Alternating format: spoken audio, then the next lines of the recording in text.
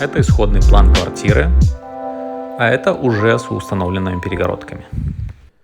Итак, это прихожая зона у нас, входная группа. Входная дверь у нас сделана в стиле межкомнатных дверей, с такой же рамкой, немножко чуть-чуть другая фактура. Это всегда делаем, чтобы сохранить уют. Если бы у нас здесь стояла черная дверь застройщика, соответственно, у нас ремонт здесь портился совсем. Поэтому делаем таким образом. Портал у нас обрамлен обязательно панелями МДФ, чтобы это было практично. И, как видим, у нас везде белый цвет. Белый цвет многие сразу кидать: о, белый цвет, это очень непрактично. Да, то есть на нем как бы осаждается пыль, чаще надо убирать, конечно, как бы видна грязь, допустим, на стенах, но с другой стороны практичнее в эксплуатации в будущем, так как белую краску проще реставрировать, чем какую-либо колерованную. То есть если бы стены были покрашены в цвет обоев таким образом, цвет потом в будущем нереально подобрать, придется перекрашивать все. В данном случае, если у вас будет дефект где-то на стене, вы подкрасили даже собственноручно и не будет этого видно. Поэтому в этом случае очень практично. На стенах у нас помимо покраски обои. Обои достаточно дорогие и качественные, то есть они бумажные и очень плотные. Хорошо моются, на мой взгляд, я очень боялся их, но очень отлично моются. Вот здесь у нас такой тесненный рисуночек с позолотой. Классно выглядит, необычно. Двери Халес, ХДФ плита, очень плотненькие, качественные двери. Здесь ростовое зеркало и пуфик для раздевания. Плиточка уложена таким образом. Это плитка керамомараци под мрамор, и мы из этой плитки нарезали 2,5 сантиметровые полосочки и глянцевые квадратики, как видим. И это все дело укладывалось. Достаточно трудоемкая работа, но выглядит необычно, так как уже надоел этот мрамор всем, а здесь такой вот выход из ситуации, и выглядит это классно. Слева у нас здесь такая предварительная раздевалка для легкой основной одежды повседневной. И здесь у нас гардеробная, до нее дойдем сейчас попозже. Вот. Здесь всегда рекомендую обрамлять это дело каким-нибудь щитовым материалом, так как чтобы это было максимально практично. Можно просто на стене здесь крашено было повесить крючки, но она быстро бы испортилась, вымазалась. В данном случае это будет максимально практично. Здесь такая ниша для обуви с полочкой. И вот таким вот образом это выглядит. Здесь у нас ванна шикарная, до нее дойдем чуть-чуть попозже. Здесь же туалет, также чуть попозже рассмотрим. Ставим на самое вкусное напоследок. Здесь люстра, вот такая шикарная для коридора. Как вам решение? На потолке багеты с рисунком, тоже вот сложное решение, так как всегда нужно, чтобы красиво это выглядело, тщательно поработать над всеми стыками и уголочками. Тогда это будет смотреться круто. Как видим, у нас ребята отлично делают и хорошо это все дело подобрали. Портал в зал обрамлен также МДФ доборами и наличником, и обрамлен таким вот небольшим молдингом. Получили такой вот элемент. Здесь у нас вход в небольшую гардеробную. Перед нами такой вот шкафчик для мелких вещей, для обуви, и справа и слева для верхней одежды. Также выведен щиток сюда, электрощиток с автоматами. По поводу стиля, я не силен в стилях, поэтому думаю, будем относить это что-то совмещенное, современная классика и старая классика в единое целое. Разбавлено и сделан такой вот шикарный ремонт. Очень свежо здесь за счет белого цвета, делали такую же квартиру снизу более бежевую, она более сжато смотрится. Здесь тоже на любителя, но очень свежо и приятно здесь находиться. По поводу дизайна. Дизайн делала студия Брама. Оставлю ссылку в описании на Instagram. Заходите на их страничку, и там будет полная визуализация данной квартиры. Так как здесь еще нет у нас мебели полной, там уже будете видеть, что изначально планировалось. И сравните визуализацию с реализацией. Насколько все детально они прорабатывают, что в результате мы получаем один в один то, что планировали. без каких-либо замен элементов, все четенько подобрано и сделано один в один. Обратили внимание, справа у нас здесь такая вот типа каминная зона. Камин у нас муляж, чисто декоративная часть, то есть из гипсовой лепнины выполнен вот этот портал. Внутри облицовано вот такой черной плиточкой. Это уже декор от заказчиков. Здесь у нас сделана ниша под определенный телевизор, который будет установлен в данную нишу. И эти вот сложные элементы, то есть как круглые углы. То есть это искусственно делалось, выравнивалось все дело. Штукатурили углы, выводили все четко в геометрию. И сложные элементы, так как у нас плинтус рельефный. И чтобы изогнуть его, приходилось нарезать по сантиметровым кусочкам и сводить рисунок. Это очень достаточно трудоемкое занятие, так как гибкий плинтус резиновый не гнется на такой радиус, тем более багет. Молдинги и плинтуса напольные, они гнутся, так как они плоские, а эти под углом идут, и загнуть его таким образом нереально. То есть на радиус около 40 сантиметров может быть. Здесь у нас радиус 15 сантиметров, поэтому дело очень трудоемкое. Прежде чем делать такое, 10 раз подумайте. Здесь установлена кухня Явид, очень классная кухня, мне нравится за счет ее материала, то есть она для хозяйки очень приятная, если хозяйка аккуратная, она будет служить долго и счастливо. Здесь у нас даже вот эти все вкладыши из дерева, все четко, красиво, все вот эти механизмы, шуфлядочки, все очень красиво и приятно на ощупь. Столешница кварцевый агломерат у нас черный. Розеток у нас на фартухе нет, у нас здесь встроена розеточка одна. На обоях стекло установлено, чтобы было практично, и на него розеточка, выключатель в смысле. Плитка такая мелкая, подобрана под цвет обоев, либо обои под цвет плитку, это знают наши дизайнеры. Раковина бланка. Обязательно смесители делаем с двойным изливом.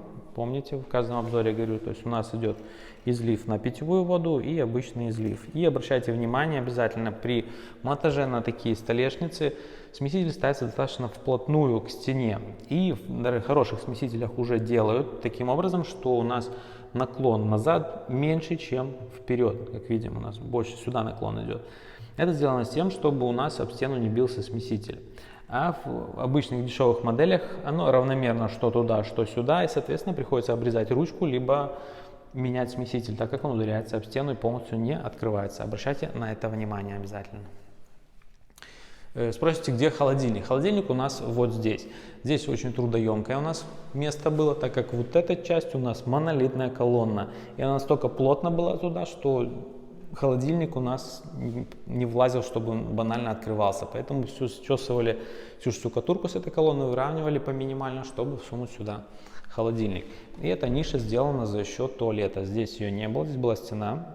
Туалет у нас достаточно большой был, то есть сделана ниша за счет туалета. Здесь зона хранения всячески, вытяжка и вся красота. Плитка на полу керамомарация, уж здесь глянцевая выполнена, и такая вот вставочка здесь из той же коллекции.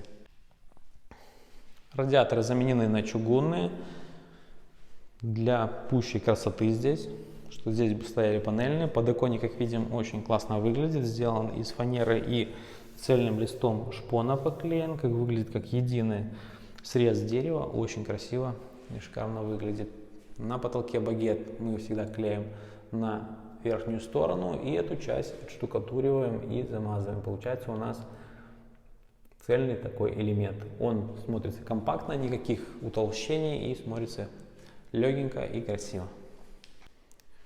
Потолки без никаких ярусов, ровненькие. Это сейчас модно, это уже привычно, никакие все конструкции ушли в небытие. В данном случае это очень классно. Почему? Потому, во-первых, во всех в основном квартирах, высотках потолки низкие. Здесь у нас 2,50 с лишним там были потолки, поэтому они были оштукатурены и уже накладные люстры здесь были использованы, дабы сохранить высоту, ну и сохранить красоту. И обратите внимание, здесь у нас окна в пол, чтобы максимально увеличить второй свет здесь. И Здесь изначально было как и везде, то есть у нас был выступ здесь, одно окно и дверь, и радиатор был установлен вот тут. Перенесли его сюда и установили двери в пол. На балконе же у нас также плиточка уложена, такая, но здесь уже без рисунка. Здесь панели МДФ таким вот образом в виде вагоночки выполнены. Покрашены сверху стенки. Перила установлены такие резные и установлен такой красивенький розовенький шкафчик для хранения с дубовой столешницы.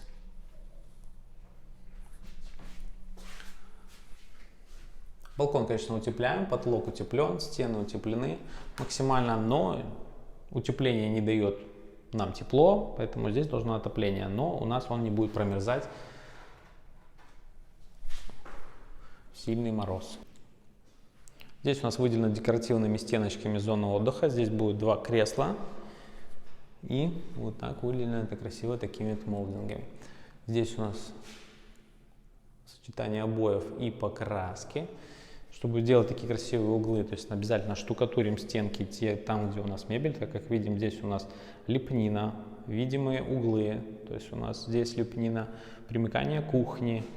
Холодильники, то есть зажаты, все, кухня зажата полностью в стенках. Поэтому геометрия вот этого участка должна быть максимально идеальная. Далее идет проход к спальням. Здесь небольшой такой предбанник между спальнями. На полу паркет боен, такими штучными досочками, где-то уже готовый. И вот здесь любимые углы наших дизайнеров, круглые. Также здесь достаточно сложно они были реализованы, так как здесь также плинтус у нас с рисунком и угол внутренний. Из мелких кусочков также собрано. И здесь еще один наружный угол у нас.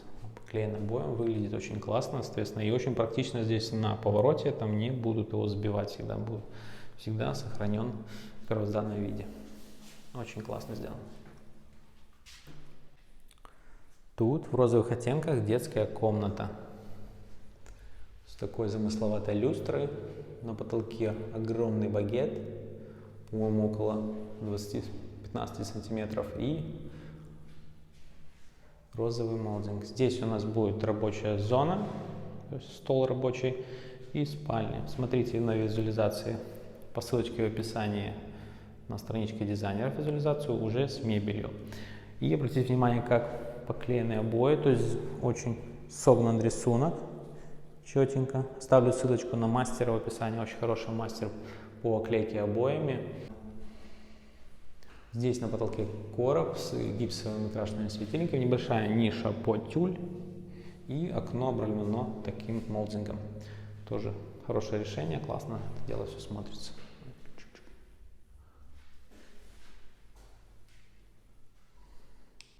Подоконник также сделан из фанеры в цельном листе шпона.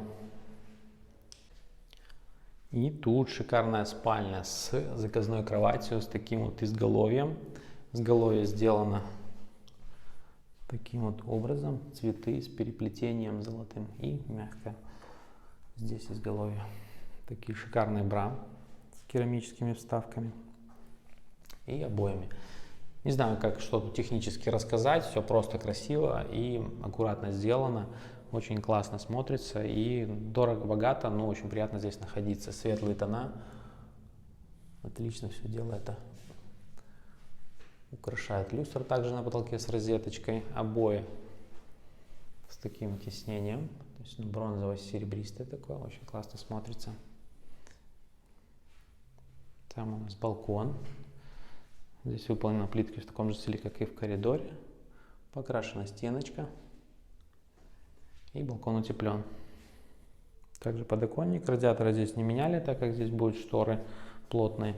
И смотрите, как можно реализовать переход плинтуса на низкий порог.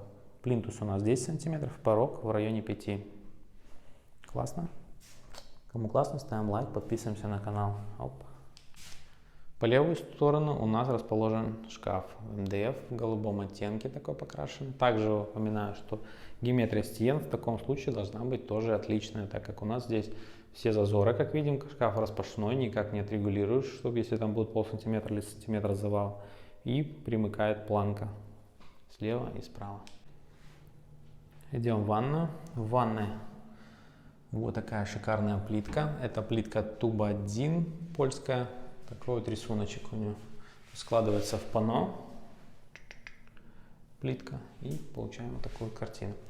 Здесь у нас сдвоенное зеркало, сдвоенная раковина.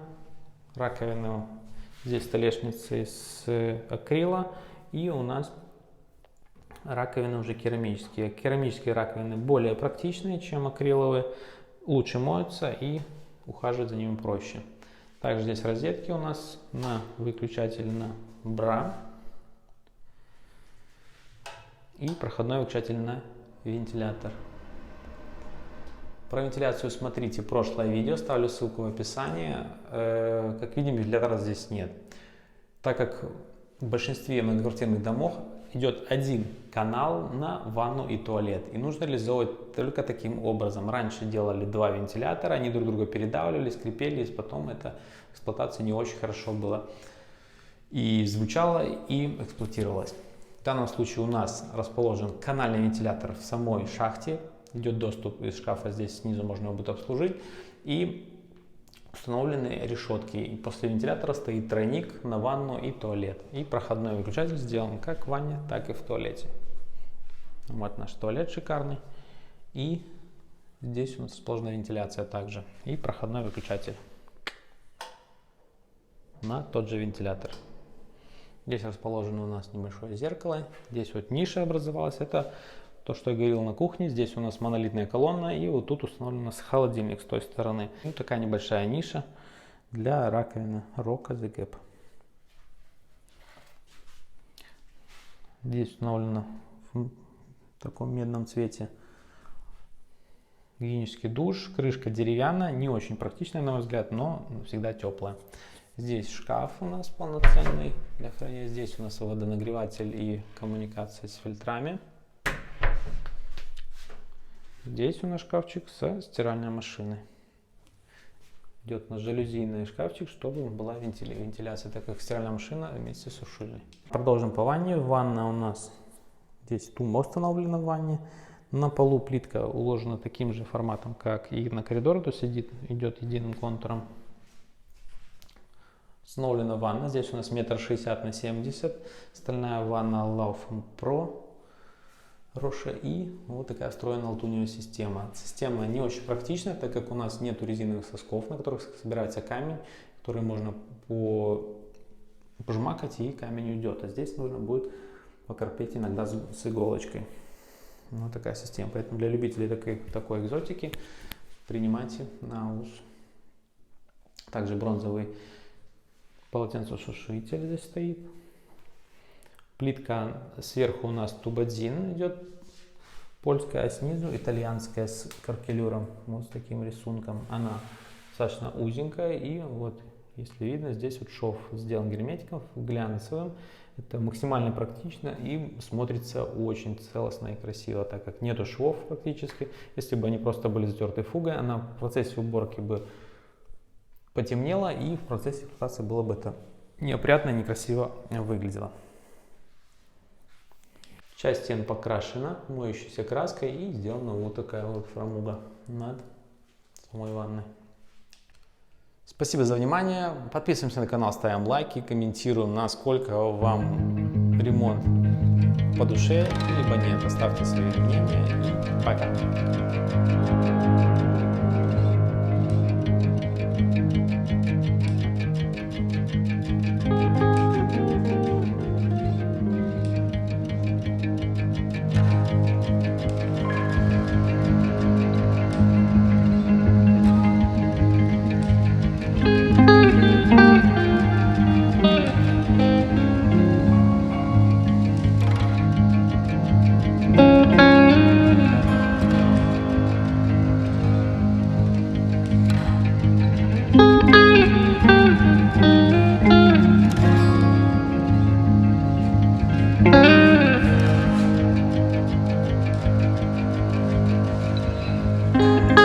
Thank you.